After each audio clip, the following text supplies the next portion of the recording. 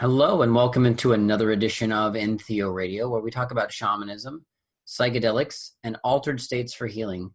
This is your captain, Captain Hugh T Alkemi, also known as Travar, speaking with a special guest who's a special friend. He's been on the show in this 2019 season. It's Itzhak Beery. Welcome to the show again. Thank you very much for having me back. Thank you. So Itzhak is someone I consider a really deep elder in shamanic traditions from all over the world. And he has brought to the world several offerings, including Shaman's Portal and these recent books that he's released, The Gift of Shamanism and Shamanic Healing. They have little subtitles, which I will probably not introduce, but all I know is that these books have really paramount material. If you're studying shamanism, if you're a shamanic practitioner, if you're interested in what's going on in the world of the spirits and healing and altered states and medicines, these are the books to pick up. And Itzhak's your man, and he's here with us today, sharing some amazing stories and bringing in the wisdom of the elders whom he's going to work with in South America very soon. Tell us about what you're up to, what you've been up to in the last. Well, we haven't seen you all summer. So tell us about your summer and your recent visit to California, and then what you have coming up with the travel you've got planned. Oh, that's a long list of things I've Let's done. talk about your summer then. How was your summer? I don't remember. It was so intense. I was in Ecuador for the winter solstice there, at the second annual Shamanic Andes Summit that I founded 2 years ago, and next year is going to be the third time, which is a beautiful gathering of 10 of the most powerful known shamans in the Andes, and I really concentrate on the area of that Andes because it is important for me for people to know that plant medicine is not only shamanism. My teachers are coming from the Andes, and in a way, it was my teacher request to create an event like that. So I brought 10 of the most amazing shamans there, and we had 45 people from all over the world came to learn from them. We had master classes, and we had healing sessions, individual healing sessions. We had hikes in nature, in the waterfalls, in the lakes. We participated in this biggest solstice ceremony in the top of the Andes with the prime ministers and with the presidents and other people, official people. We were part of, we were the delegation of it that represent the world for all those almost 5,000 people there who came from all these villages, and we danced with them, we sang with them. It was just an amazing experience. It was 9 days of total magic. And we're going to do that again in this coming June 15th to 23rd. And then after that, I went, as you know, I went to Colorado. I was teaching there, and I was teaching in many, many different places. And it's really nice that I'm able to share that wisdom. And this year, I'm trying to, not trying, but I'm doing a different event. It's called the Yaku, which is the celebration of the sacred water, just before and at the New Year, 2020. And the idea is that to bring shamans there to do plant medicine and other ceremonies like the water ceremony and sound ceremony and fire ceremonies and other healing ceremonies together with plant medicine to vision the new year, the new century that we are entering into, because there is nothing better to activate your mind and activate your visioning through shamanic journeys and through plant medicine and all these rituals that we're going to be doing there on an amazing secluded beach in Ecuador. It's almost like a private island. And we're going to probably have around 40 or 45 people again that we will be um, celebrating the new year on that beautiful beach with the ocean, and doing ceremonies with the ocean and water. And the shamans are very excited about that because it gives them a different perspective and a different opportunity to use their medicine in totally different environment than the jungle. We have 4 different groups of people who are coming to do the ceremonies. We have the people from the Psychope, which is we call them also the Sequoia, or the multicolor people from the jungle. Those are people who used to live on the borders between Peru, Colombia, and Ecuador, are very secluded, and they kept their beautiful Yaje tradition for many years. And we could not bring the eldest of them, who is 106, which is yeah, which we know, and we visited with him. But the people who are the elders that are coming, they are in their 80s and late 70s, and they do the Yahe ceremony in a very old-fashioned way. And then we bring another person who is younger, but he is the grandson of Don Sabino Gualinga from the Sarayaco in Quichua community in the depth of the Amazon. He will be doing ayahuasca ceremony, and the way they do the ceremony is very powerful. And then we're going to bring a person from the Andes who is doing Huachuma, and you know what Huachuma is, an Andes plant. Right. Yeah. And he's going to be doing San Pedro or Huachuma, and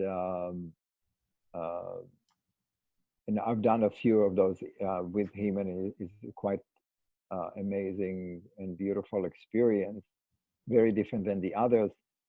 And then there's another couple who is they are based around Quito in Tumbaco. Tatiana and Ruben, they come, and they're going to be doing some work with rapé and some other ceremonies. So all of that, all of those healers will be working really to activate your visioning, to kind of sharpen your intention for the next year. And I think that now is so important because of all the the world is on fire in many ways, and we need to really figure out how each of us as an individual can commit to helping the world, helping people around the world, and help themselves to be more balanced and strong and more clear vision going forward for the next century. And it's done in a beautiful way, in a almost like vacation-like place, but the goal of it is very, very serious. And I'm glad that we had people they come from Germany, from the United Kingdom, from the Netherlands, from Australia, from the United States, and in many different states. It's very exciting to be to have that. And then a couple of days later, I take a group to work with some other shamans in the Andes who are more Andes shamans. They do Limpia ceremonies and healing ceremonies for the people in preparation to go down into the Amazon. And we're going to be visiting the Sacopai Sequoia people deep in their ancestral land, in a place where almost nobody ever went to for many years. And I'm very, very excited about it. It's going to be a little rough because we will have to be traveling by canoes for 10 or 13 hours to get there. And it's motorized canoes. So it's pretty far, but I really wanted to experience being in a totally virgin forest, primal, in places where human never walked before.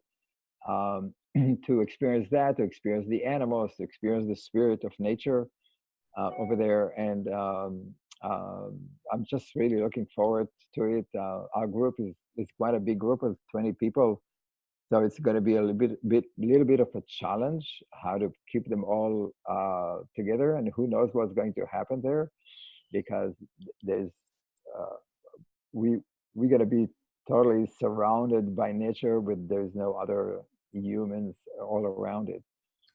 There's caimans, there are dolphins, there are monkeys, there are birds, there are jaguars, there are all of those primal The anaconda? animals. An anaconda for sure. Oh boy. Yeah. Oh, I'm looking forward How to about this. mosquitoes? How do you feel about mosquitoes? Well, it's part of nature, and like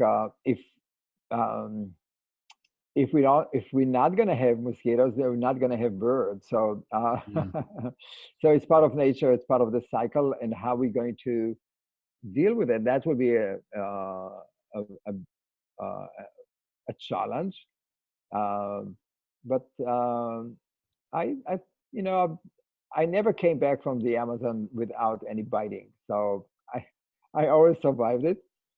And I think that it's one of the challenges of going into the jungle is the the uncomfortableness of that, or the unknowing of going into territories and challenging yourself. That's that's part of shamanism too, and when you take ayahuasca, you never really know what's going to happen, right? Or any mushroom or any others, you go into a territory where you don't have control, uh, and you find out your way, and you find many things about yourself, how you deal with life in situations like that. Um, I'm not saying that you can go to a mall and experience that. For me, for me, it's even worse than to go to the Amazon. But it's a challenge, and I think that the group probably will be able to do that, to deal with it. And we are going with the shamans there, so they are. We're going with a big group of the Sequoia to support us, to prepare food, to hold space, and to hold the ceremonies. The ceremonies are very complex. Yeah. It sounds like the Amazon experience that you're going to go through to visit these Sequoia people. That's like it's almost a medicine or a brew into itself. The bugs and the caiman and the river and the long ride and the boats, and that's a whole altered experience. And it's a sacred experience if you take that vantage point. Hopefully your group will see it as that, and it'll be a life-changing experience for them. Yeah, when I first came to the Amazon, that was in 1997 with John Perkins many years ago. I looked at pictures and I kind of like imagined what it would be like, but I couldn't really never grasp the whole amazing experience that really waited for me. And for those people who never been there before, it's going to be a life-changing experience. For myself, I feel more like I'm coming home, or I'm going home, and I really feel incredibly at home with that place. First of all, the air is cleaner, Yeah. the colors are sharper, the sounds are amazing. There's no other sounds of cars or things. So there's no civilizations around it. And I mean, it's pretty noisy because of the animals and the birds are absolutely very, very much alive.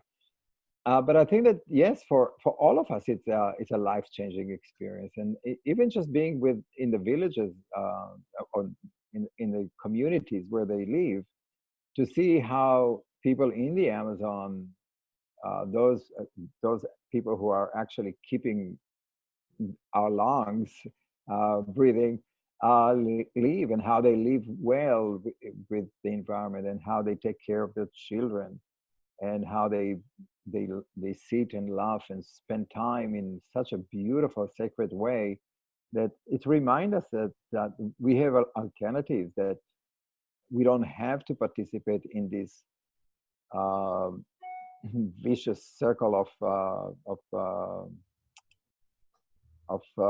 modern life or digital life. And I'm actually looking forward to it, not to look at my iPhone all the time. Oh, that's gracious. Yes. If we could just unplug and step into the mycelial and natural plant-based and the whole ecology of the Amazon and the forest, and whether it's an old growth forest up in the Pacific Northwest of North America or it's Amazon, it has an ancient spirit, and that spirit, like your iPhone, I'm sure it sends messages all the time, and we aren't checking most of those messages lately. I mean, as moderns living in a city, right? Absolutely. And I think that each of us need to have this sacred time to disconnect, to be in nature, to feel the vulnerability of our existence in nature, to reconnect, I mean, to be part of that natural cycle. And I think that when you come back into our society, your life changed, because you really understand that it doesn't have to be that way. Shopping is not the most exciting thing you can do.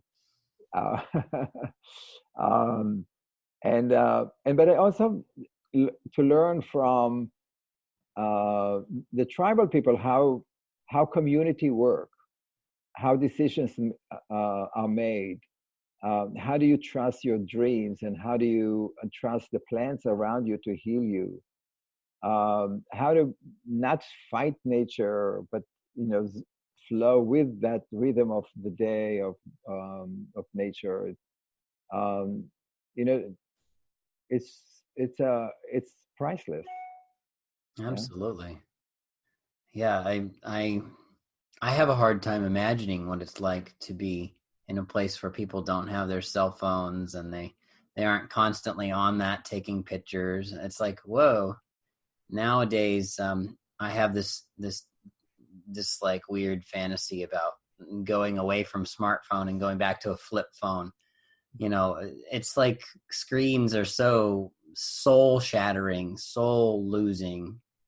It's tough. And then the reflections of our ego, it's like the ego lives in a bigger way through our screens, through our projections, through our social media, through our selfies and all that stuff. That's my opinion. I don't know if you agree or disagree. Well, I agree with that. But if you look at all our life here in the Western world,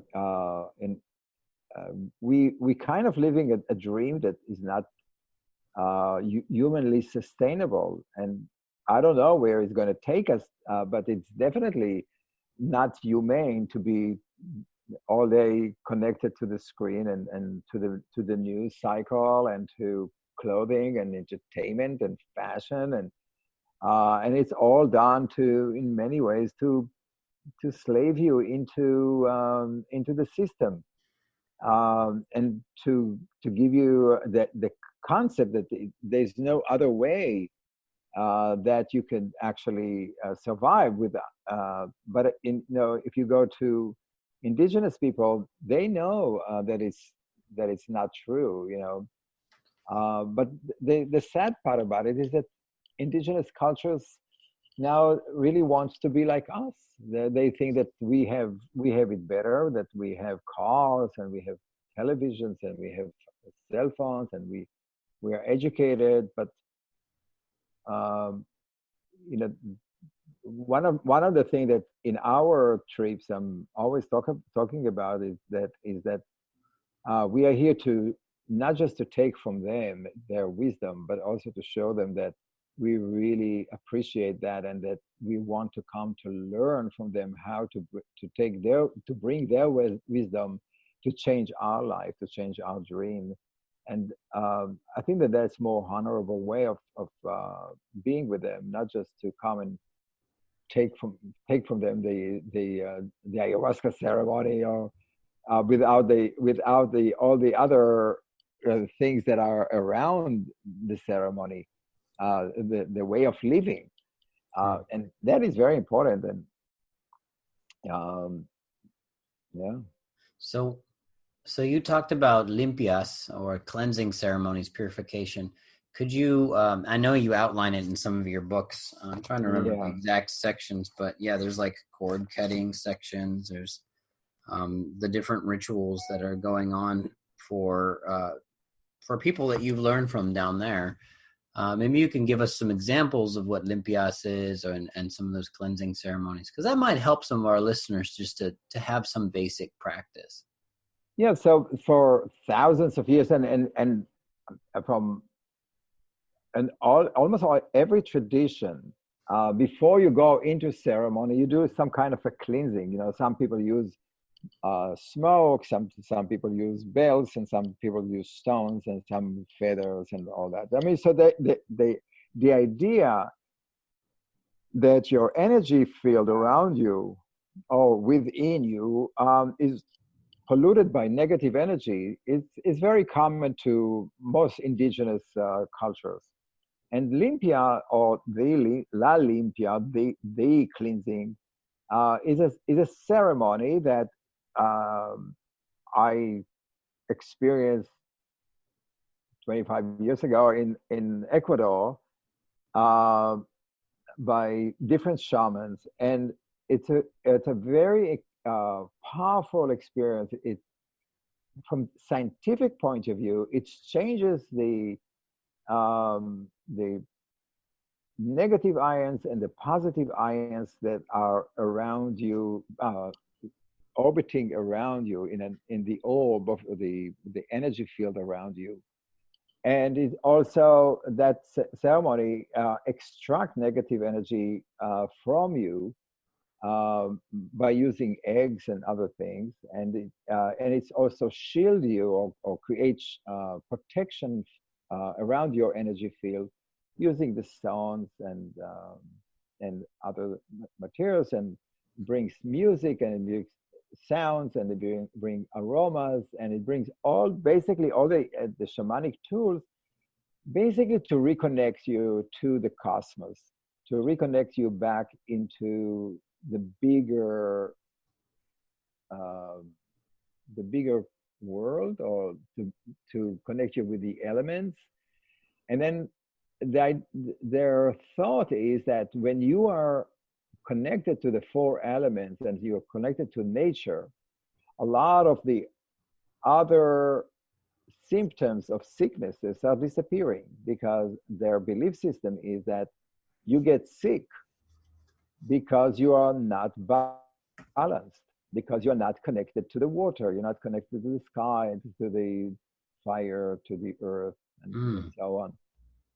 So the ceremony uses sugarcane rum, or trago.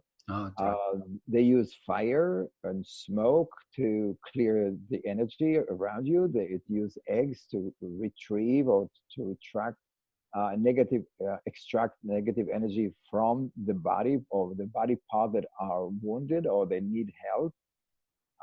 And it uses flowers to bring good energy, and aqua florida to blow on that, to cement it. And it brings aroma to awakening your memory, or the sense of goodness. And then it create a wall or shield of protection by the energy of the lava stones that they use. And then it creates harmony all around it, with sound and music and that. It's a ceremony that usually takes, sometimes can take 15 minutes, sometimes it can take an hour and a half, depending on what the person has. And then each shaman add to it other healing methods that uh, needs to be used to heal particular symptoms that a person has. If a person have stomach ache, or if they have shoulder or back pain or all that, so they use different techniques, and they are very familiar with plants, and so they also give instruction how to use plants, or in a medicinal way. What happened to me a lot, whenever I do that, when the ceremony is done, I have a visions. I see things, and that it's just kind of like opening my third eye, and I start to see things and have visions. And many of my clients do have that too, and that is it's beautiful. And we can talk about their visions. And sometimes during those ceremonies, you also see spirit that leaves the body. People who were possessed, sometimes possession is, a depossession happened in the Limpia ceremony. Sometimes you extract negative energy, and sometimes you see evil spirits that are around that person, or family members, or sometimes in that energy field you receive different messages from ancestries, or people who are no longer on this earth, and they come to help in the ceremony. So I have many different experiences like that with my clients. Some people have, other entities, like spiritual entities, like um, uh, like Hindu gods, or that Oh, comes, or some people work with they work with the archetypes of the Christianity, and sometimes archangels, maybe? people. Yeah. um, I never really saw well, actually once only, but mostly but mostly with Mary and Jesus, Okay. and Indian guys. And I had a woman who, her old ancestry from Sicilia came in, and she was already 3 generations removed, and she came to teach her granddaughter or great granddaughter a shamanic ceremony, and she asked her to become a shaman, and which after that ceremony she did actually. Wow. And she became a healer, and very, very successful healer. So I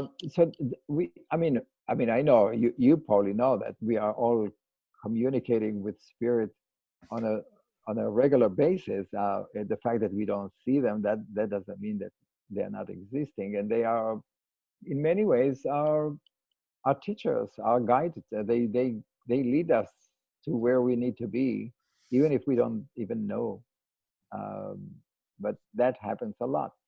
So the ceremony, the Limpia ceremony, is like the major uh, well-being cleansing ceremony, that when people get sick or children get sick, they bring them into the shaman. The shaman sucks the energy out, remove the negative energy around, and people go home and they feel like, wow, strong and powerful.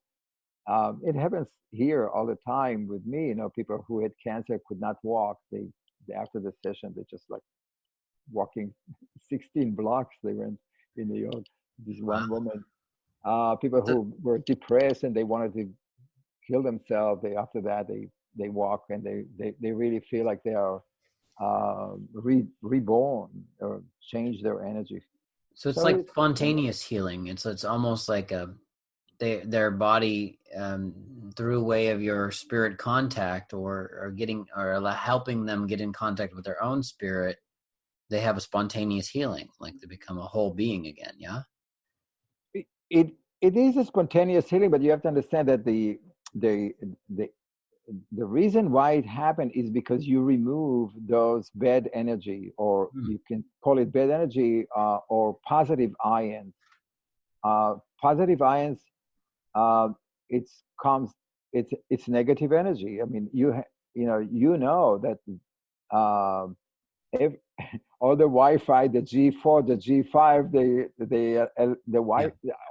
all the radio, we are surrounded with a lot of positive ions non-stop, and that's basically penetrate into our energy field, and that positive ions, they go down and down, and they sit on your clothes, and then on your skin, and then on your tissues, and then it goes into your bones and into your system, and that's slowing the flow of energy, or the flow of life, and that's what makes you tired, that make you nervous, that make you depressed and angry, and then at the end it gets you sick. So for you can have a natural Limpia if you go to the beach for the ocean, where you have sea salt, Yeah. and the air is clear, is full of negative ions, and we call it negative ions, but some people call it chi, but it's that energy. The chi is full of negative ions. That's why you feel refreshed when you do that. When you open it up, you remove the positive ions or the negative energy.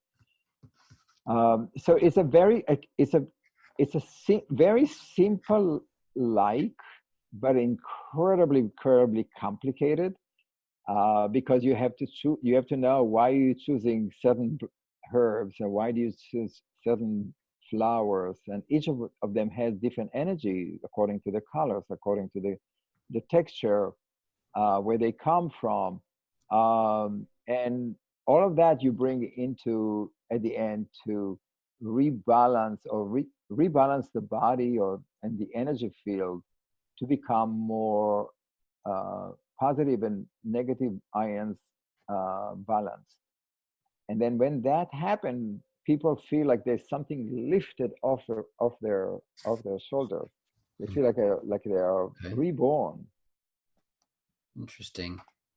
So you also mentioned, I think you touched on possession, and maybe you said something about entity removal, or exorcism, and there's a section in your book on cord cutting too. Are these all part of the limpias? Yes. So there are different ways that people are doing the cord cutting, but some shamans in the Amazon and in the Andes, they use symbolic. I mean, everything is symbolic, but they use swords and spears to cut the energy strings that connect two peoples together, or two people on landscape, or two people. It's any kind of connection between two people that is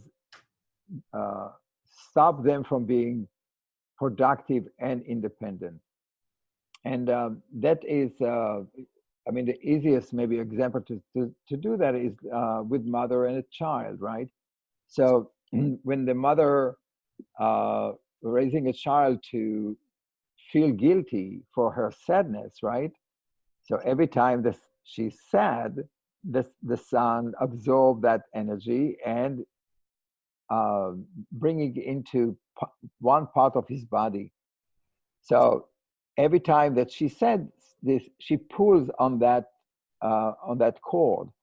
Or if she want him to do certain thing for her, she would say, if you don't do that, right? I mean, she doesn't have to say it in words, but if you don't do that, I will be very sad. So this kind of a guilt feeling that really bind them together in many ways, and doesn't allow them to really experience their fullness. That is the cord, the invisible cord, that is between husband and wife, and brother and sisters, father and son, between all these relationships. And that's what makes sometimes could make the relationship very muddy. Yeah. So in other words, if you go see your father, I'll be very unhappy, or I'll be very angry, right? So the child learn to bury his emotions in his heart, or in his stomach, or in other places, and that places are places of depression or soul loss or other places like that. Mm. And what we want to do is we want to cut those cords to free the son and the father from any of those relationships, so they can actually develop relationships of independence, so they can come to a relationship independently, not from a guilt or shame or other things like that. Interesting. And I've done that. Shamans use that by cutting into with a knife or with a spears or around. It sounds for in the beginning for me. I used to think that this is just like a joke, or like a symbol, maybe a symbol. But I was, I'm very skeptic, so I never really bought into it. But one time I did that.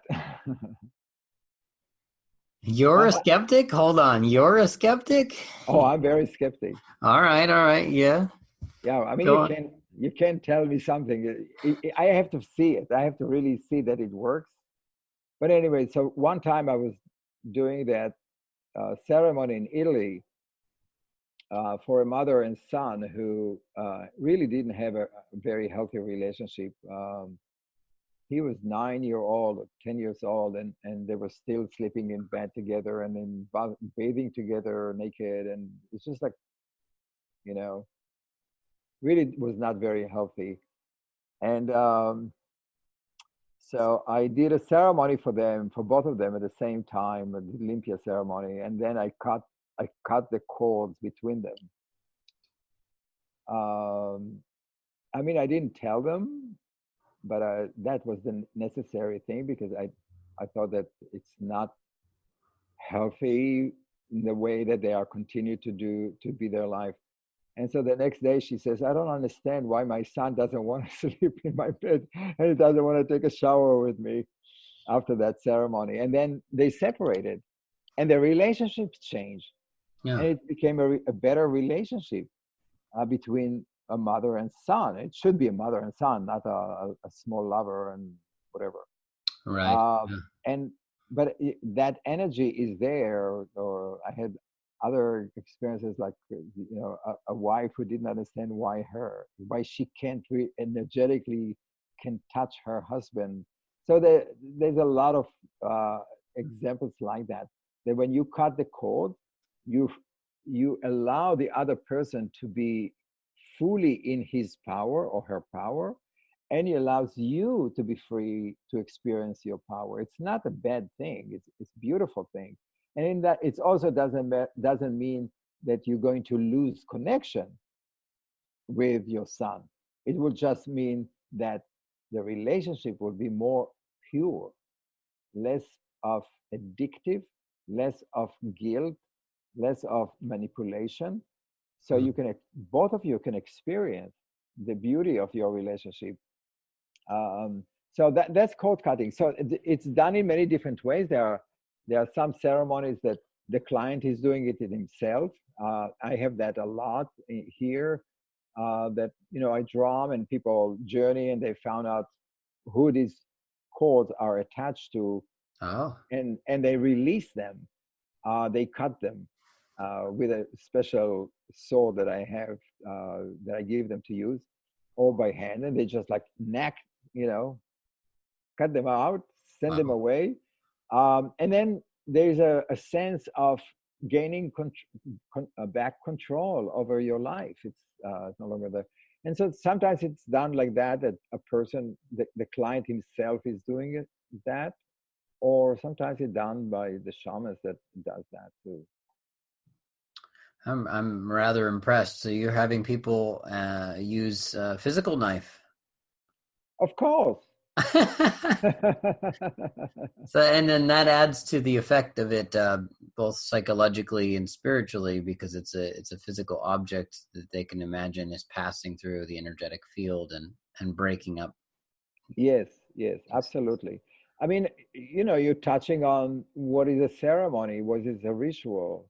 I mean, we can just sit there, and meditate on creating miracle ceremonies in our mind, but it doesn't have our body. Our body is our consciousness is experiential.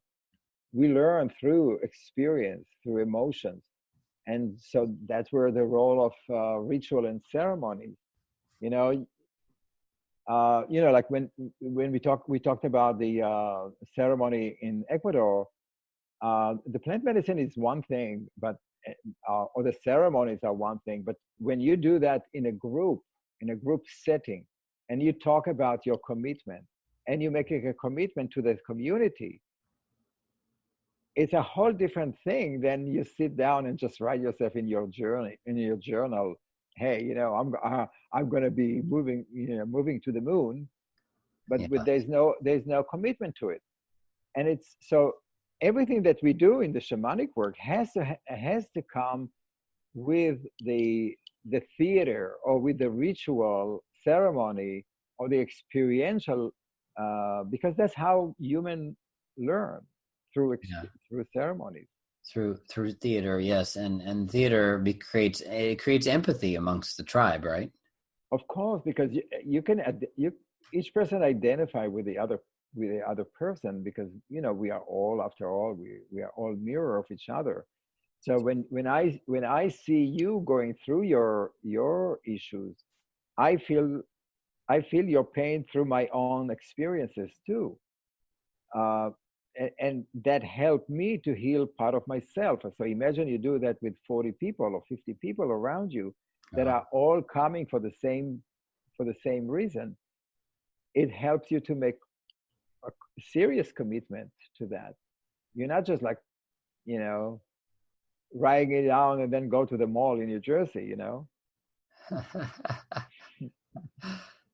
so I kind of want to ask you about the eggs thing, because I'm sure that sounds a little bit odd to some people, and I know it's in your book.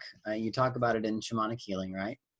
Yeah. And I read some of those sections, and I've heard of witches doing these kind of techniques too. And I think, as far as I remember, there was something of, you either take a whole egg or an egg where you pop the ends of it and you remove the stuff from the middle, and then you roll it across someone's body until it breaks.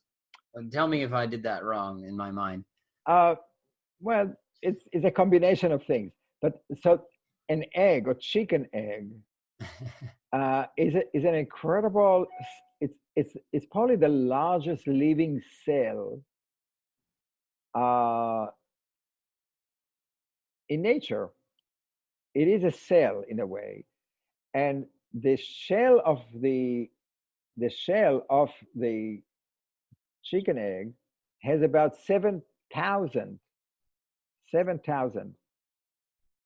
small pores in the shell, Mhm. and that enables the cheek to breathe in and to release um, the the what Yeah, exhale breath. the Yeah, poisons out, yeah. right? So it's breathe in and it breathe out,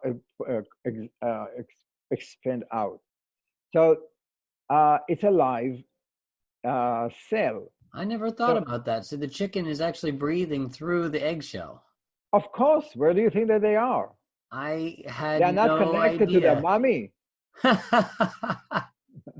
Okay, go on. This is interesting. Well, the chicken sits on the egg. The warmth of the chicken is actually what makes the chicken develop, right? And it goes through the pores of the egg. Once the chick starts to breathe, it releases the poisons, the bad air, back out, right? So there's in and out, in and out, in and out. Hmm. So now when you roll the eggs on people's skin or body, right, the egg absorb what we call negative energy from people, or energy from people, through the 7,000 pores. Yes. And we use that egg to clear negative energy from we start from the top of the head, from the crown of the head, through your hair, through your face, through your neck, and mostly through the stomach, because in the stomach is usually where people bury their grief and sadness, and all the diseases are actually starting in the stomach. So concentrating on there. And what happened with the eggs, and you can try that also at home, you and everybody who's listening, take an egg and just rub it on your body, and especially in places where you have, if you have pain, and then dig in, let the egg absorb, and you will see that the consistency in the egg, the white, that if it was very shaky, it stops. It becomes like a really hard boiled egg. and and sometimes incredibly heavy. And I had some people, sometimes I work with people that the egg exploded when they have cancer or when they had surgery, or totally Oh. exploded. That's a little embarrassing, but it happens. And I have sometimes eggs that they flew in the air Wow. out of my hand, because they're absorbing this energy. And so if you have, I had a guy who was drug addict, and I worked with 12 eggs in his heart center to remove the pain that he was holding. The reason why he was drug addict, Oh. until the eggs will no longer absorb the pain anymore. So it's a great way, and but it's that technique is used by many different cultures. You can find it in Poland, in Russia. You can find it in the East. You can find it in South America and other places like that. So it's a very old grandmother tricks to, and you can use that if you have a headache, or if anybody have a headache, just roll those eggs on their head, especially here, because this is where a lot of the pressure goes. And then you'll see in 2 minutes, 5 minutes, it's gone. I'm gonna run into the kitchen right now and get some eggs. Does it have to be a fertile egg, or does it matter if it's an egg from the store? So traditionally, shamans use fertile egg, brown shell fertile eggs. And the reason why they use brown is because the brown shell is a lot thicker than the white shell. Oh yeah. And it's not that you can't use the white, but the white breaks a lot faster, or explode a lot faster. So if you don't care, that's okay. But I'm using it here, and some people, I had one woman who wore white cashmere. Oh. And she had a stiff neck. So I worked on. I didn't notice she didn't say that, but I worked on her neck, and the egg exploded. She was fine, but the whole kashmir was all drenched with eggs. So yeah, you can use that. It's such an easy way to remove negative energy, or to basically what you say is that when a person is sick, when you have inflammation, the body is hot, and you can feel that. So you can, if you put the eggs on it, it absorbs that heat, and then the body become cool again, or remove the inflammation. Mm-hmm. That's crazy. And sometimes you do that when you have people with possession. Oh. Well, I don't want to diminish the possession talk because this sounds serious, but I have some sort of unserious questions. Will this work? This egg technique work with things other than chicken eggs, like emu eggs, big ostrich eggs, or all these kind of eggs? Can you get like duck eggs or whatever, turkey eggs? I assume yes. I assume yes, but I don't think about the ostrich eggs or the big ones because their shell is so thick. Right. I think we can stick with chicken eggs because it's more available in our supermarkets and the places. Right. But that another technique using the eggs is when you pass it over the body and you absorb all the negative energy, you break it into a glass of water and you can actually read. You do diagnostic reading. Oh, like a divination.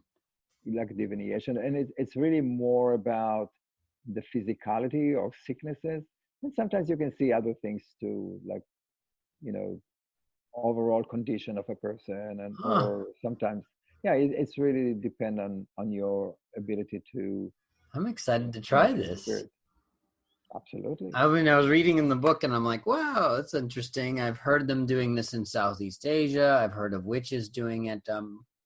The witchcraft technique is you empty the eggs like end to end, you pop holes in the shell, and then you leave the shell empty, and you set these little shelled, yolked, the empty egg shells. You set them around whole mostly around the house, and supposedly if there's any black magic that comes your way, the eggshell will take that and the egg will bust or break. And it's sort of a similar technique, except it's set up in a way that's like a crystal grid with eggshells, maybe. Yeah, there are some differences between witchcraft and the shamanic work. And the shamanic work is a lot more simpler. There's no witchcraft associated with that. It's like what works works. We know that when I put an egg on you, the egg absorb into and then I just like discharge it. So I bury it in, so I don't do anything with that. Okay. Yeah. Cool. So that's the way to dispose of it, is we bury the egg, or should we smash the egg? Yeah. So you dig a hole in the ground and you put the eggs in it, and then you cover it with the soil and then step on it to break the energy, and that the energy will be absorbed by the soil or Pachamama or Mother Earth, so it can clean that energy. Yeah. I mean, don't eat it. Darn it. Don't eat it. Don't give it to your dog or Okay, all right, that's good. or to your enemies. All right, we won't eat those eggs. So demonic possession, did you say something about possession? Were we going to talk about that? Is that too scary? Is it too serious? No, and I think that Dark entities. maybe what we want to talk about it in the context of plant medicine and other visions that people receive, because maybe that's important to talk about it. But the idea is that negative energy or evil spirit do exist, and they exist in different forms. Sometimes they exist in a form of independent energies that are floating in the air, and you can feel them sometimes when you walk into a room or you go into other places. And sometimes they exist in a form of curses, envy or jealousy. That you project that negative energy. And I mean, then you have to really think about what is negative energy. So negative energy is any energy that is thick, heavy, that wants to stop the flow of life. Okay. So negative energy, it really comes mostly to stop the flow of life. Right? I'm envy at you. I don't want you to be around. I want you dead. right? So that's stopping life. I'm jealous. I want you to have something bad, you know.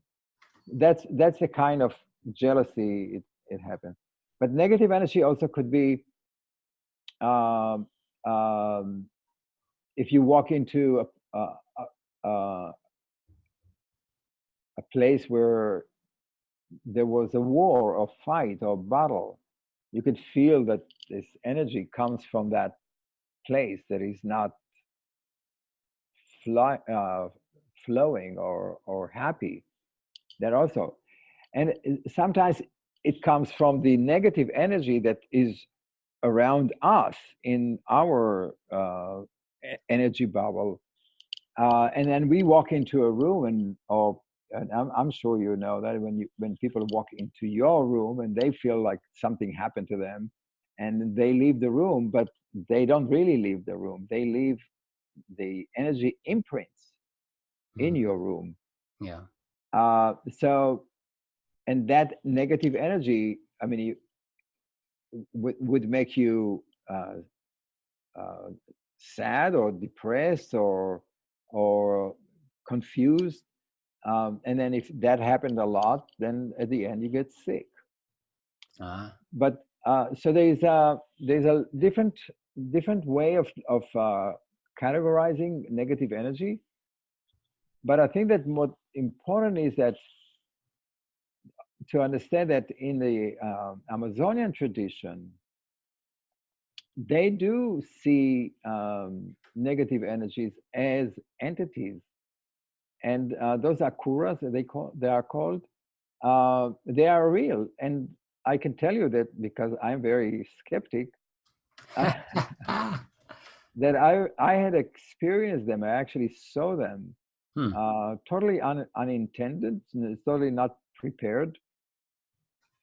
I saw them, and the way I was taught by my Brazilian teacher how to um, fight them or to work with them. It really cleared and healed the people that I worked with who were possessed with them.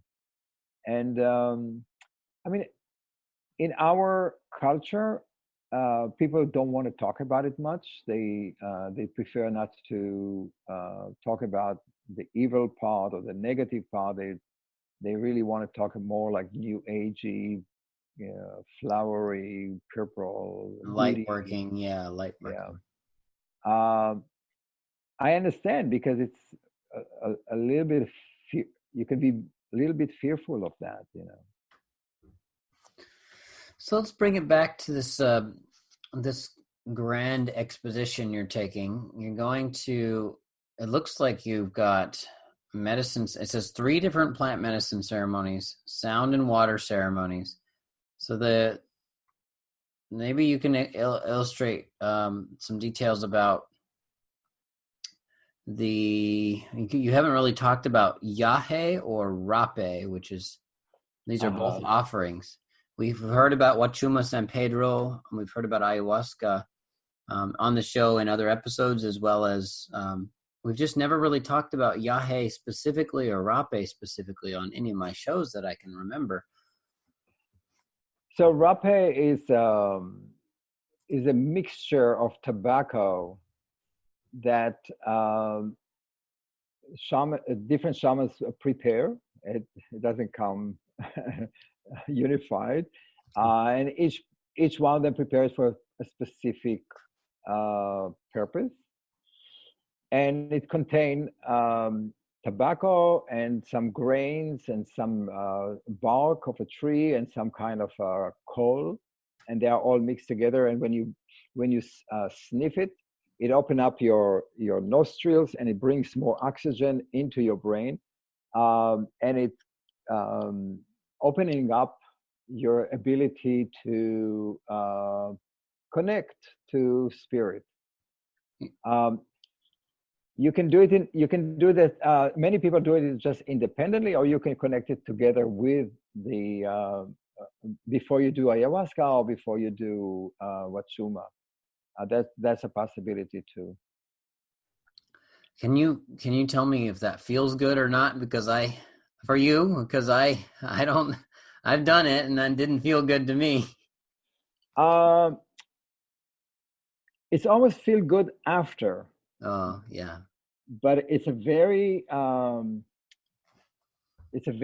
powerful experience. Some people feel sometimes they feel um,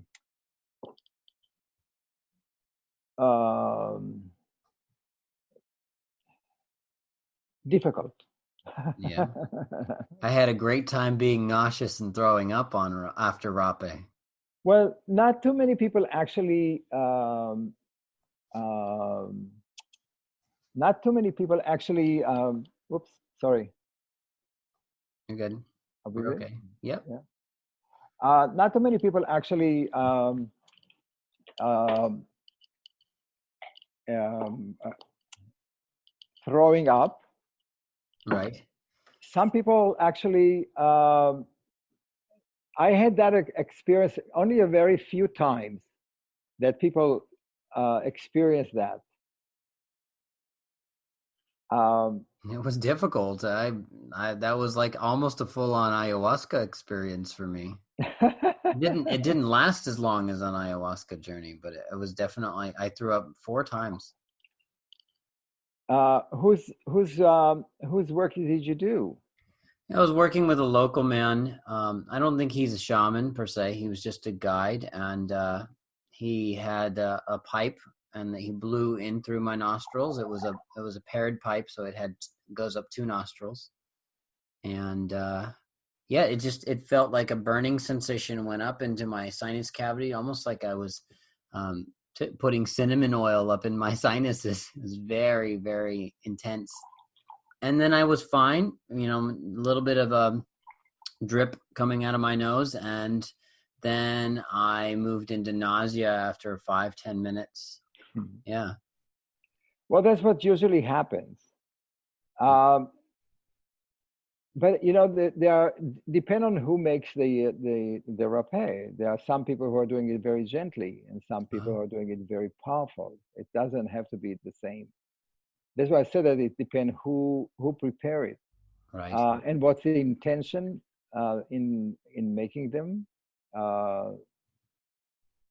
I know I'm using it usually in as a in the beginning of a Wayusa ceremony, Okay. because I think that it helps to, first of all, to go through the fear, but also it helps for people to see clearly, open up the nostrils, Yes. all the mucus and all of that. It's kind of like very powerful, I think. Yeah, it seems like it would have an effect on the brain and the pineal gland, right? Yes, exactly right. It's open. It's really opened the third eye in a way. Yeah, I'm willing to experiment more with other blends and other guides and healers, but man, that was a rough experience. I'm like, I don't know if I'm going to do this rape thing anymore. Well, I have to tell you that I did that once in London. I mean, last year, I think it was. And this woman who was part of that, she got really, really upset, and she got really sick, and she was like totally, totally, uh, this is bullshit. This is all of that. And she agreed to go in and do the Wayusa ceremony. And at the very end of this, we talked about what she experienced, and she was very upset. But after talking about her experience, she said that it was the most meaningful night in her life, and she Oh, came back. She came to the out of that. She came to the Andes Summit, and oh. she did an amazing. It was an amazing experience for her. So so it is a it's a, there are some other snuffs that are a little bit more difficult than that. This is on the Mhm. that's on the easy side. Yeah. Well, I look forward to one day trying one of these yopo or the Oh, Yapa is Yopo is Uh-oh. I think that they should. Oh, is this maybe? Yopo is like throwing an atomic bomb in your mind. Wow. Okay. Well, maybe we'll just work with some other stuff before we try that. I mean, I haven't tried that one yet. You did that one. I've done it once. Hmm. The Yopo, there are some people who are doing it on a more of a regular basis. Mm-hmm.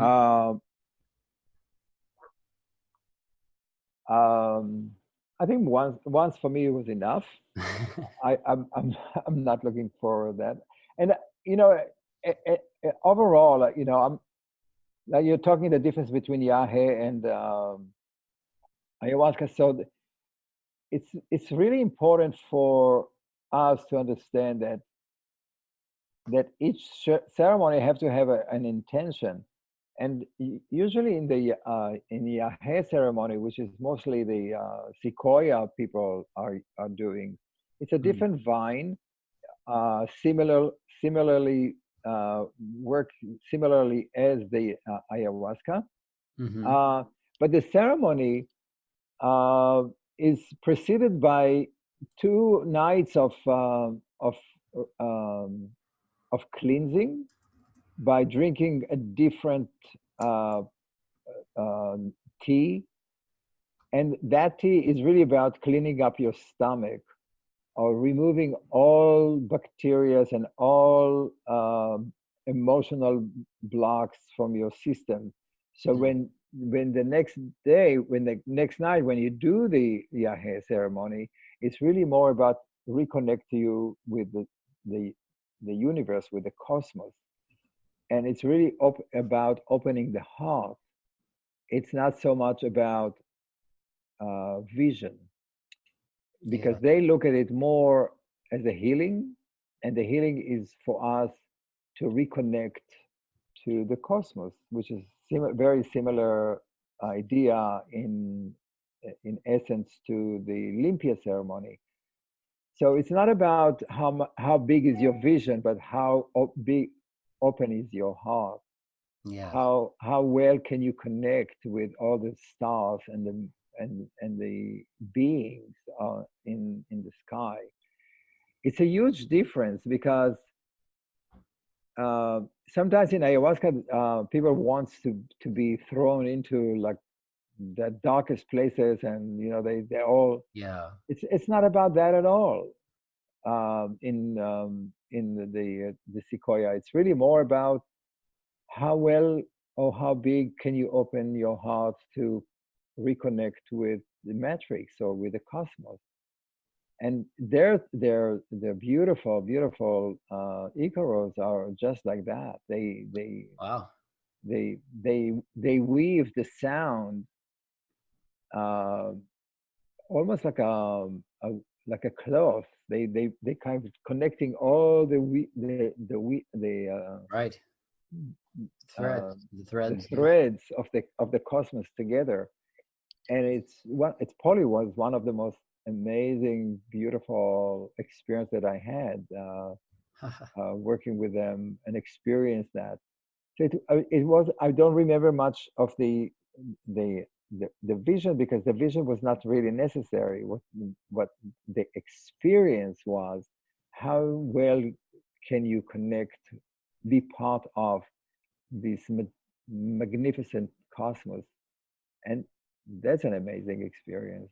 It sounds very inviting and feels like it would be an experience that guides an individual such as myself. I've had ayahuasca, and I've been to the light and dark of ayahuasca, but it would guide me. It would feel like enlivening and course correcting, and give us those moments of clarity that we seek on a daily basis to kind of work with our fear and overcome challenges and be courageous, because the heart really has a courageous quality to it. Well, the most courage the heart needs is to open up. Yes. You Yes. know, To be vulnerable. Yes. to be vulnerable, to surrender to the cosmos, to surrender to understand that you are part of the big picture, that that everything is possible, and you're just like floating in that beautiful creation. That is what they're talking about. They're not really talking about your visions. How many people done many ayahuasca ceremonies and they don't remember one vision of that? That's funny. But I don't but know. well, you may want to ask, because some people say, oh, this is my 36th ayahuasca ceremony. So what did you get at the ceremony number 30? Right. What vision? Oh, yeah. So Yeah. Can you remember it all, just like dream logs, most people don't, but you Oh. can feel that experience of connecting to spirit. So if you do the ceremony, the ayahuasca ceremony, more as I'm going to go on a trip, it's totally irrelevant. But if you take ayahuasca and you do that in order for you to reconnect with nature, reconnect with the gladness of life, that's a whole different experience. And ayahuasca was not really invented for or made for visioning. No? Tell me what it was for. Well, at least in the Shuar and the people in the Amazon, originally the ayahuasca was made to clean your digestive system. That's all. Wow. So yes, because you see, the ayahuasca is very bitter. It's very alkali. All bitter plants are alkali, and the idea here is you drink ayahuasca to purge. Yes. And the purging is what takes all the bacteria, the parasites, the viruses that are no needed in our digestive system, or the whole acidity part in your food out. And how you do it? By purging, right? Yes. So it is more of a purging. The person that was drinking ayahuasca for vision was the shaman. And the shaman did that in order for him to be able to see where is your energy blocks, or where is your poison arrows were sent to you by your rivals or by other people in the tribe. So that is really the reason why people drink ayahuasca. It was not done to do it as a community powwow, or as a get together, or as a no. It was done for the shaman to be able to see into the unknown, into the spirit world. So he can penetrate into your body, so he can pull out your poison arrows. So he can suck out the block energies, or the fish bones in your body. And I'm talking the language of the Shuar. Right. Okay. So that was the whole thing. It's not a party drink. But what happened now, when white people started to use it, is that they started to look at it as more as a psychedelic. Right, tourism. Well, it started as psychedelic, as a purist thing, and then it becomes more of a party, touristic. And now it's most people don't even remember what the real purpose of the ayahuasca was. In Colombia now, they sing and they do, orchestras all around. Like all this music and all that stuff. That's never really was the thing. Ayahuasca was always done in darkness, with one shaman and one client and maybe another one, and no music, just singing. Yeah. And the singing is not just singing. The singing is Icaros, to call spirit to come for help. Yes. To guide them, or to connect you to the spirit world and to help you. But that's what it was. It was not done as a party drug. Ladies and gentlemen, you're listening to Itzhak Beery here on EntheoRadio. Itzhak Beery is the founder of Shaman's Portal, right? That's right. And we want to join him. He says, join me on a stunning and sunny, secluded shore in Ecuador. Experience 7 days, 6 nights of deep shamanic mindfulness and joy. Engage in water purification, gratitude rituals, cleansing herbal baths, profound sound and vibrational music healing, transformative fire ceremonies to shed old and welcome in the new. This is all taking place for 2020, right? We're moving into the new year. That starts on the 27th of December. This sounds fascinating. We're going to bust through our challenges from 2019. We're not carrying any of the old baggage. We're moving forward with a clear mind, clear intention, and a truly healed space of mind, body, and spirit. And you're kind of guiding and leading the greater community of the world to these indigenous healers and sharing their teachings from your place, both in North America, New York City, right? Yeah. And everywhere that you visit and travel. I welcome everybody to come and join me. It's always fun. I mean, it sounds tough too. It's fun for sure. It's fun for crazies like me because I like challenges.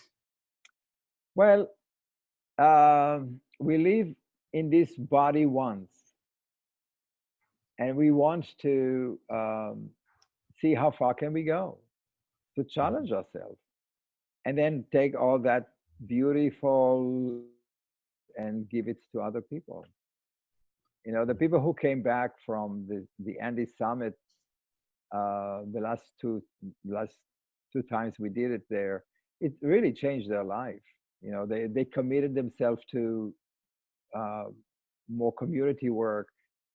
They changed their relationship within their families, within their work. They are becoming agents of change.